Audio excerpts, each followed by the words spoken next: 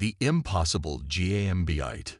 The Krillian invasion force hung like a dark constellation against the backdrop of space, thousands of warships arranged in perfect military formation.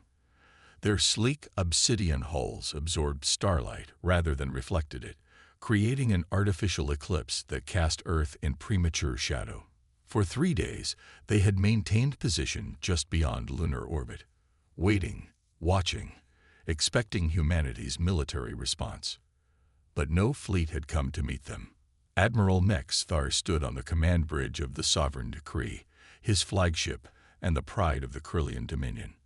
His 4 eyes, set in vertical pairs along his elongated face, scanned the tactical displays with growing impatience.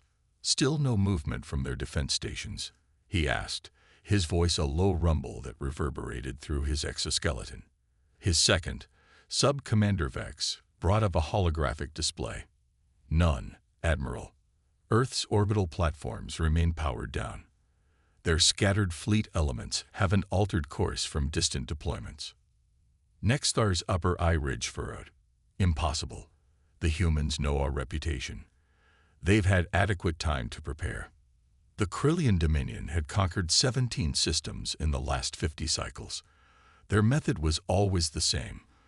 Arrive in overwhelming force, crush the defender's military response, and accept unconditional surrender.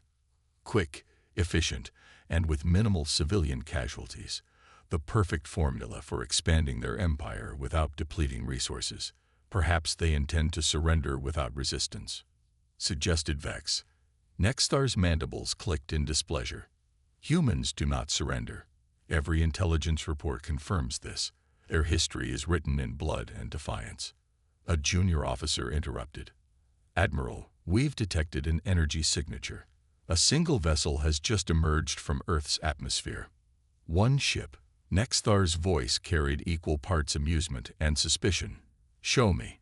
The main view screen shifted to display a small craft accelerating toward the Krillian formation.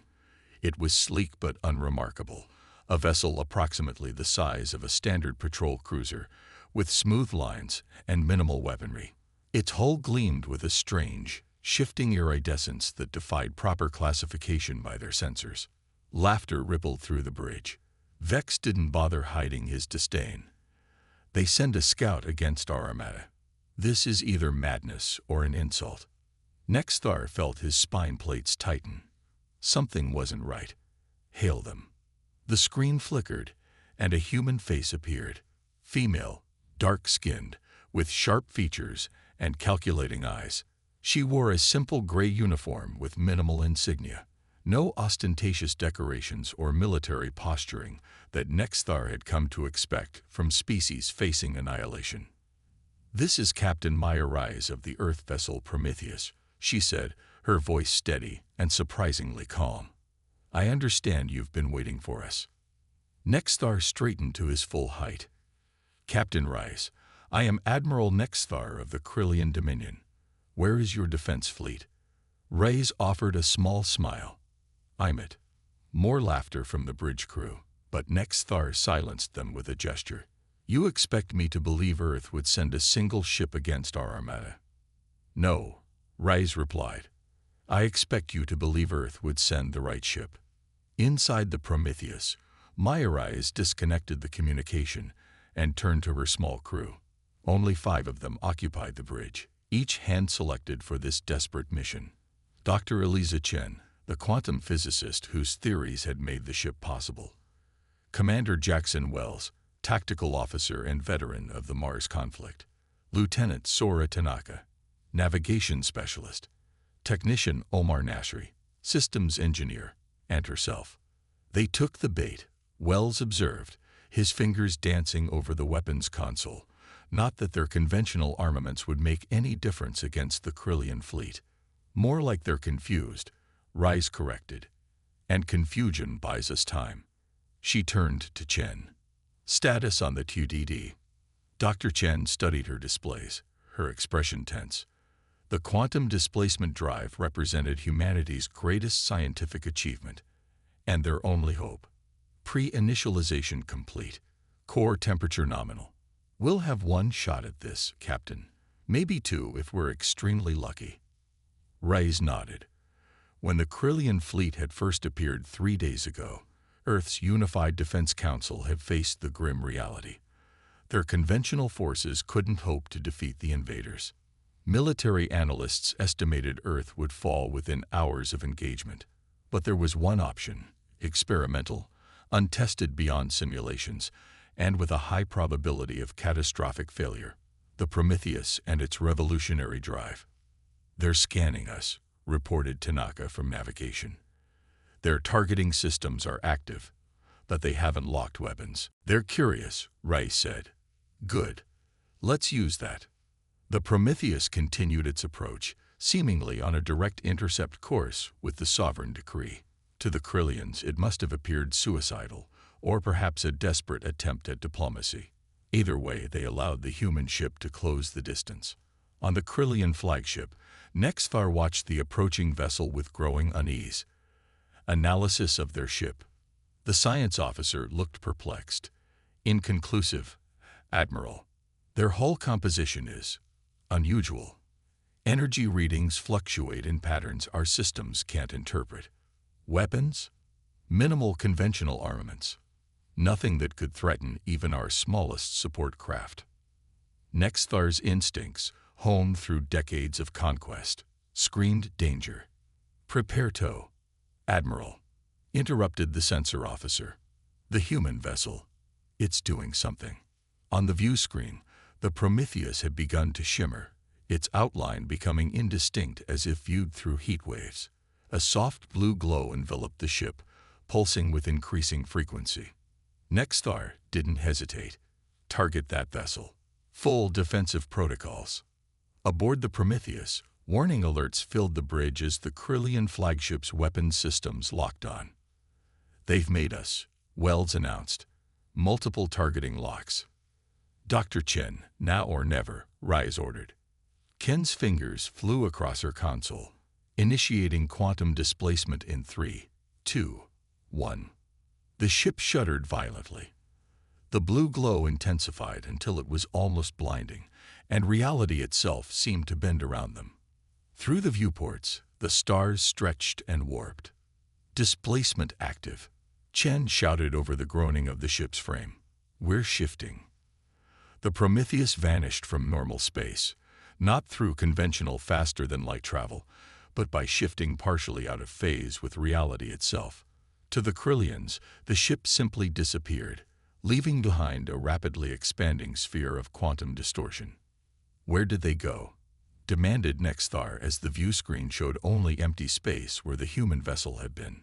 Before anyone could respond, sensors across the sovereign decree went haywire.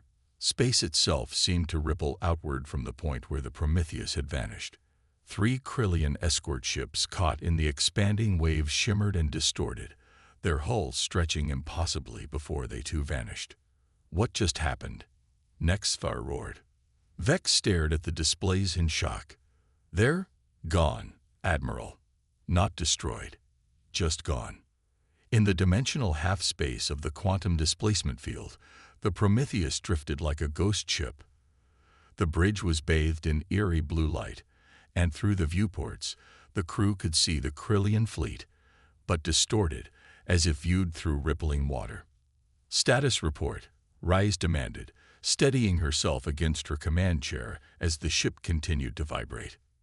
"QDD functioning at 84% efficiency," Chen reported, her voice tight with concentration. "Better than expected. We're maintaining displacement."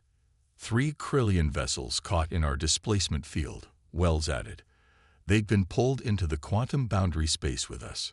Through the viewports, they could see the 3 Krillian ships tumbling helplessly, their systems clearly malfunctioning in the unfamiliar environment. "Can they see us?" Reyes asked. "Unlikely," Chen replied. "We're operating on different quantum frequencies. To them, we probably look like a sensor ghost, if they can detect us at all." Reyes studied the tactical display. The rest of the Krillian fleet had pulled back from the disruption zone, clearly unsettled by the disappearance of their comrades. "Now comes the hard part," she said. "Tanaka, plot a course through their formation. Aim for their command ship. Wells, prepare for attack pattern Omega. Dr. Chen, ready the quantum cascade. The Prometheus began to move through the displaced space, effectively invisible to conventional sensors. The ship passed between massive Krillian warships like a phantom, its presence registered only as minor sensor anomalies that the confused Krillian technicians dismissed as aftereffects of the initial quantum event. On the sovereign decree, Admiral Nexthar faced the first true crisis of his military career. 3 ships gone, not destroyed, but simply erased from existence. The remaining fleet captains demanded explanations he couldn't provide. Analysis, he barked at his science team. The chief scientist, a veteran of countless engagements, looked genuinely frightened. The human vessel appears to have initiated some form of dimensional shift. Our missing ships were caught in the effect. Can you counter it? Mate. In the shimmering half-world of quantum displacement, the Prometheus glided through the Krillian fleet like a shark through dark waters.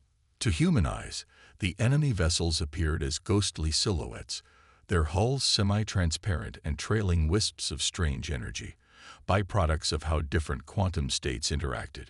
Approaching the command vessel, Lieutenant Tanaka reported, her voice hushed as if the Krillians might somehow hear them through the dimensional barrier. Captain Rice studied the tactical display where the massive Krillian flagship, easily 20 times the size of the Prometheus, loomed ahead. Dr. Chen, status of the quantum cascade. Chen didn't look up from her station, where complex equations scrolled across multiple screens. Ready for Phase 2, Captain. But I should warn you, the models suggest a 38% chance of catastrophic drive failure if we attempt a secondary displacement this soon. Noted, Rise acknowledged. The alternative, letting the Krillians invade Earth, wasn't an option. Prepare for proximity detonation. We need to be close enough for maximum effect. Commander Wells frowned at his console. Captain, they're adapting. Their sensor arrays are modulating. They're trying different frequencies. Rise nodded grimly. They're smart, faster than we predicted. On the sovereign decree, Admiral Nexthar had ordered every available scientist to analyze the quantum anomaly that had claimed 3 of his ships. The mysterious human vessel had vanished, but Nexthar was convinced it hadn't fled. It was still here somehow. Try quantum resonance scanning, he ordered. If they're operating on a different dimensional frequency, standard sensors won't detect them. His science officer adjusted the settings. Initiating scan now, Admiral. For a moment, nothing happened. Then a faint outline appeared on the tactical display. A ship-shaped shadow moving through the heart of the Krillian formation, heading directly for the flagship. There. Nexthar slammed his armored fist against the command console. All ships, converge on these coordinates. They're using some form of dimensional shifting to move undetected. Aboard the Prometheus, alarms suddenly blared. They found us, Wells announced, his voice tight. Multiple vessels altering course to intercept. How? Chen demanded. We're completely out of phase with their spacetime. Questions later. Rise cut in. Time for Plan B, Tanaka. Emergency evasive pattern. Dr. Chen, prepare for emergency displacement jump. Random coordinates. Just get us out of here. The Prometheus banked sharply, still ghost-like in its displaced state, but now hunted. Krillian vessels began firing into seemingly empty space, hoping to hit the Phantom ship by saturating the area with weapons fire. They can't target us precisely, Wells reported as energy beams passed harmlessly through the spaces around them, visible as distorted streaks of light in their quantum state. But they're getting closer with each salvo. A nearby blast sent tremors through the Prometheus as the energies disturbed the quantum field. Displacement drive charge, Chen announced. Ready on your mark. Reyes made a split-second decision. New plan. Take us directly to the flagship. Point-blank range. We'll initiate the cascade from there. Captain. Chen protested. That's our best shot. Rice finished for her. Do it. The Prometheus surged forward, diving straight toward the sovereign decree. In normal space, the maneuver would have been suicidal, but in their displaced state, they passed through the outer defensive screens like a ghost through walls. On the Krillian flagship's bridge, sensor operators watched in disbelief as their instruments showed the Phantom ship on a direct collision course. "Impossible," Vex exclaimed. "They mean to ram us." Nexthar's four eyes widened in realization. "No. Reinforced dimensional shielding. They're going to." Too late. The Prometheus materialized partially into normal space directly alongside the sovereign decree, the two ships now occupying nearly the same coordinates, separated only by the thinnest dimensional membrane. "Now, Dr. Chen," Rise ordered. Chen activated the quantum cascade. The Prometheus shuddered violently as the quantum displacement drive pushed beyond its design limitations. Blue-white energy coursed through the ship, and the dimensional barrier between the Prometheus and the sovereign decree began to collapse. "What's happening?" Wells demanded as alarms blared across every system. Chen's voice was clinical despite the chaos. "We're forcing a quantum superposition between our ship and theirs. Two objects cannot occupy the same space. The universe won't allow it." The effect was immediate and catastrophic for the Krillians. As the quantum fields merged, the precisely engineered systems of the sovereign decree began to fail. Metal groaned and warped where the dimensional boundaries overlapped. Entire sections of the massive flagship shifted partially out of phase, trapping crew members between dimensions. Admiral Nexthar watched in horror as his mighty vessel began to tear itself apart from the inside. "What have they done?" he whispered. On his view screen appeared Captain Rice, her image distorted and flickering as it transmitted across the quantum boundary. "Admiral Nexthar," she said, her voice eerily calm, "what you're experiencing is a quantum cascade failure. Your ship exists in multiple states simultaneously, an impossible condition for matter in our universe." "Stop this," Nexthar demanded. "You'll destroy us both." Reyes nodded. "Probably. But here's the difference. We came prepared for that possibility. Your fleet didn't." As she spoke, the quantum cascade expanded beyond the two ships, rippling outward in waves of probability distortion. Krillian vessels caught in its path began to experience the same effects. Systems failing, hulls warping, reality itself becoming fluid and unstable around them. "Captain," Chen called out over the groaning of the Prometheus' straining structure, "the drive can't sustain this. We have minutes at most before catastrophic failure." "Understood." Reyes turned back to the screen where Nexthar's image flickered. "Admiral, I'm offering you a choice.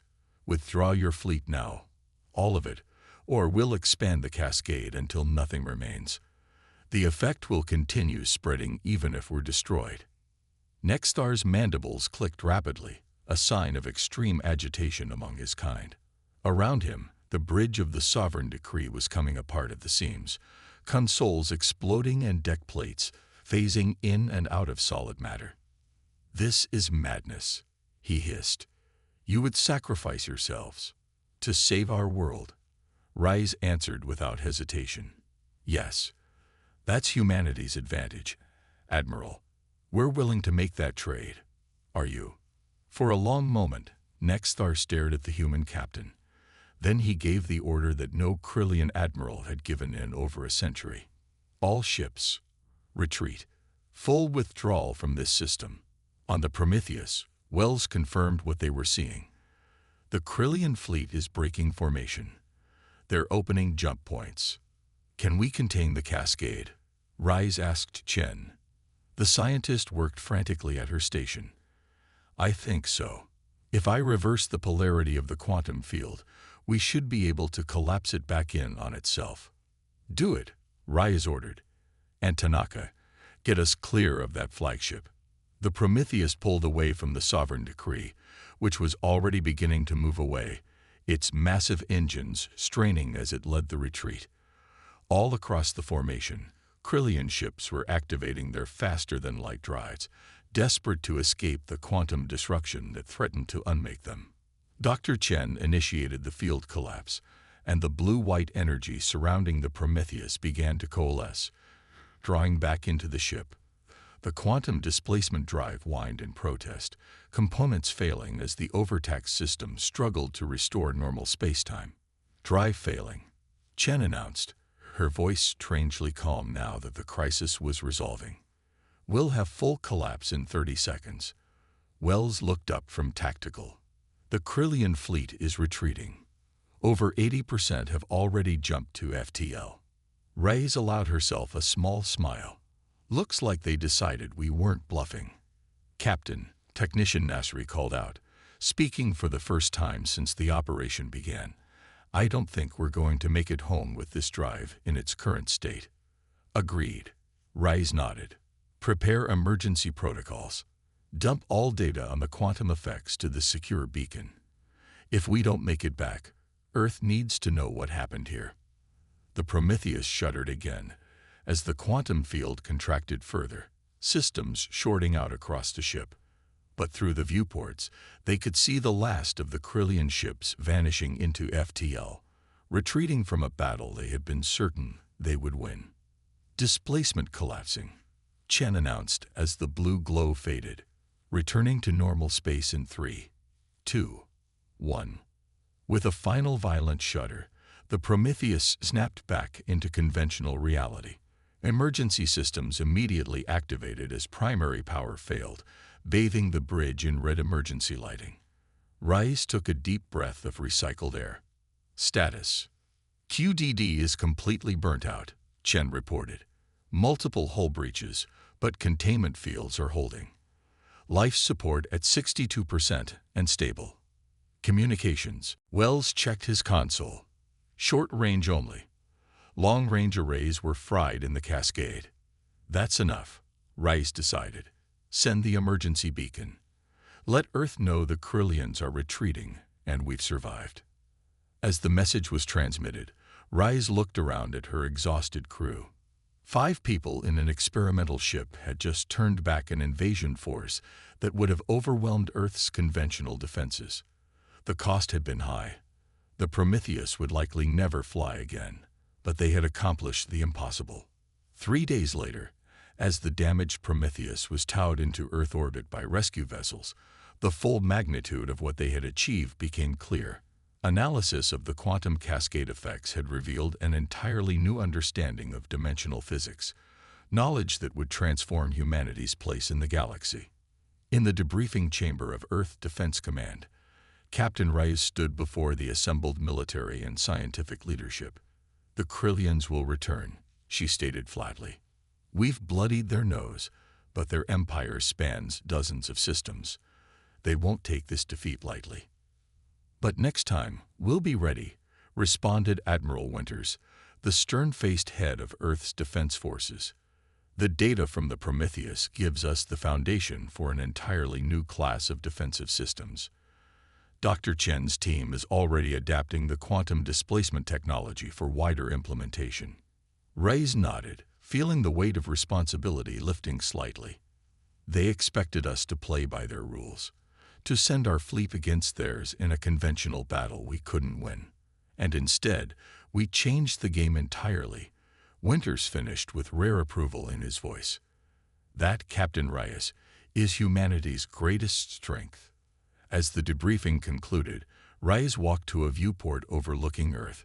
Somewhere out there, the Krillian fleet was licking its wounds, recalculating its understanding of this species that had defied all expectations.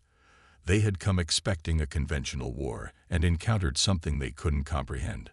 A single ship willing to sacrifice everything to protect its world. The Krillians had waited for a fleet. Instead, they had encountered humanity's true power, the audacity to rewrite the rules of engagement themselves.